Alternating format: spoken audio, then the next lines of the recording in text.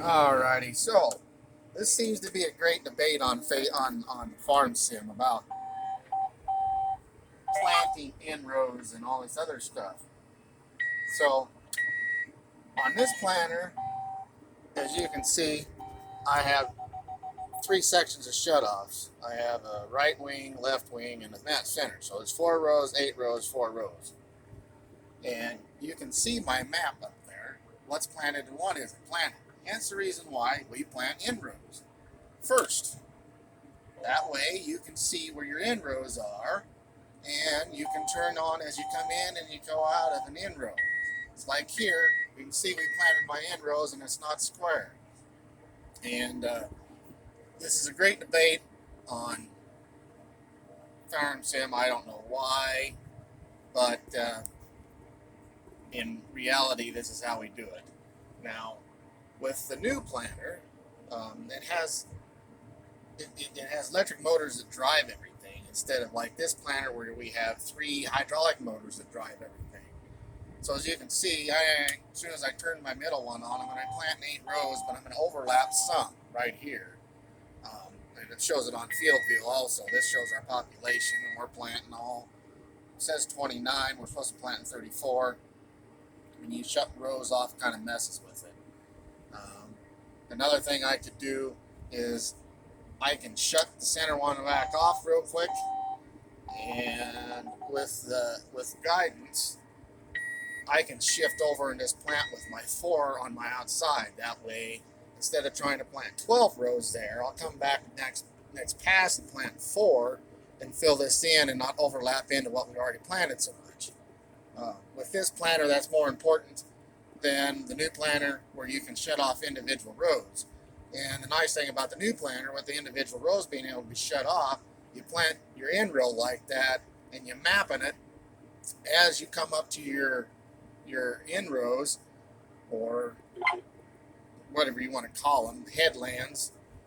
We call them in rows here.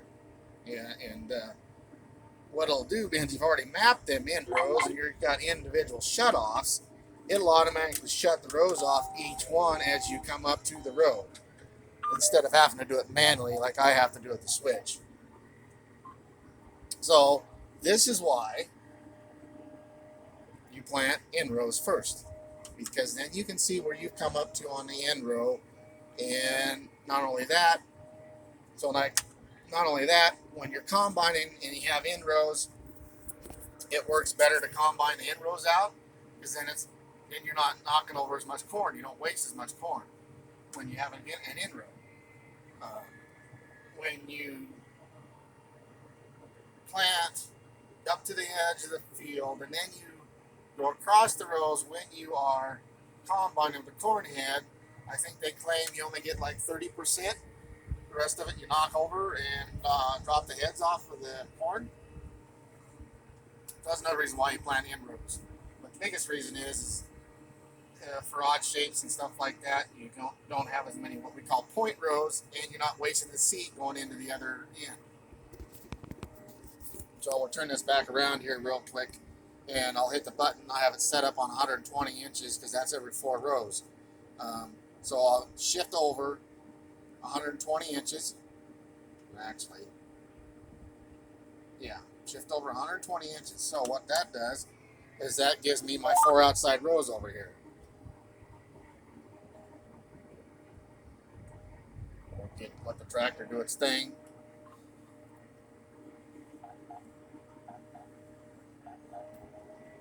And it's not on the damn line I want to be on. So see, you got to pay attention to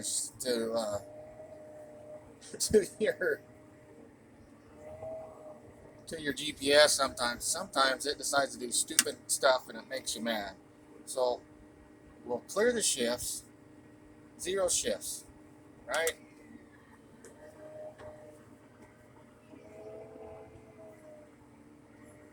For some reason, why is it showing way the hell off over there?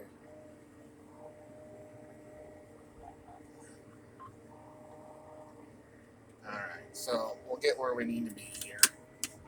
And that's where we need to be. Now we'll shift over 1. Although it's showing. So shift over. There, we shifted over. See? That's no shift. That's a shift. And that'll put my 4 rows on the outside where I want to be.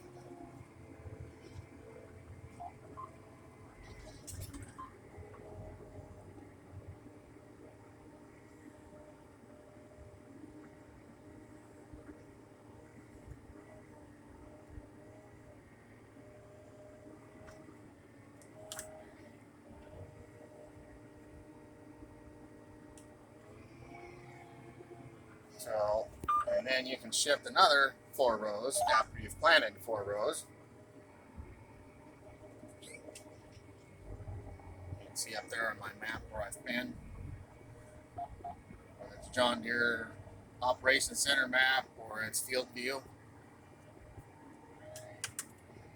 Alright, so we roll up here, and this is where you can do it visually. Turn my switch on, these ones are off. So now my outside 4 are only ones planting.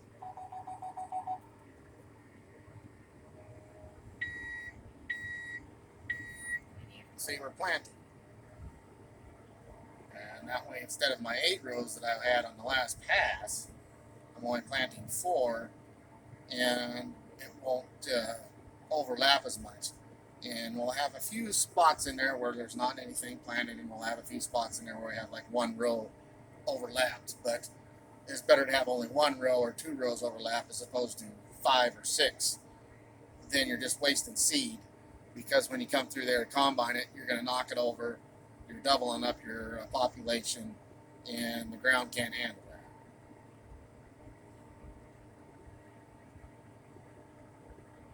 So we can come up here, you can see where I planted, there and there, and we will stop.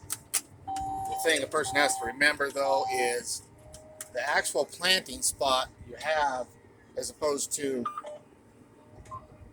we're going to clear our shift. So we're at no shifts. It's supposed to be.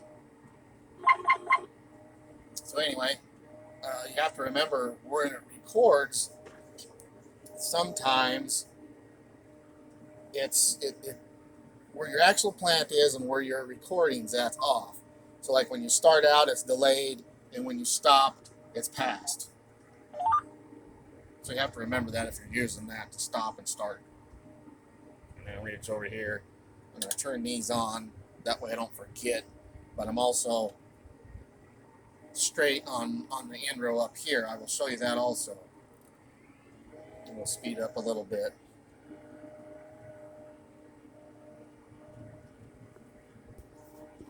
And this, we're coming up to a fairly square part of the end row, so I can run all of my units instead of shutting off the sections.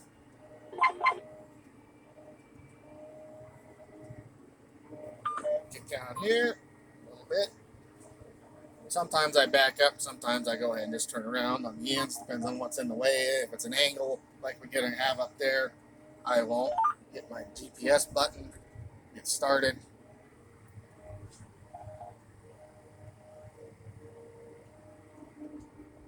And then I'll back up again here just to make sure I'm square. And that's enough of an angle, I guess. Maybe we'll start over here. Start with those 4.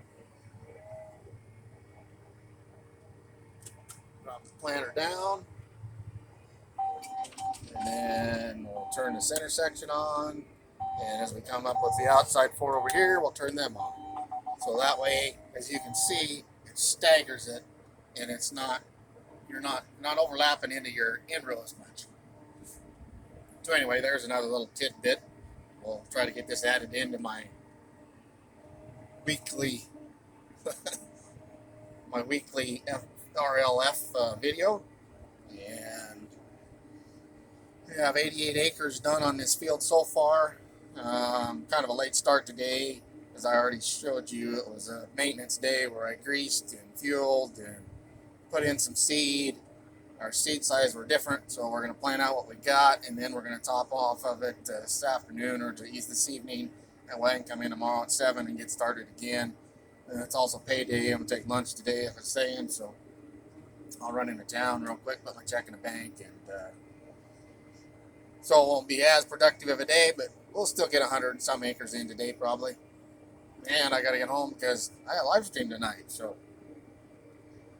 anyway, that's this little segment, and we will catch everybody else on the next one.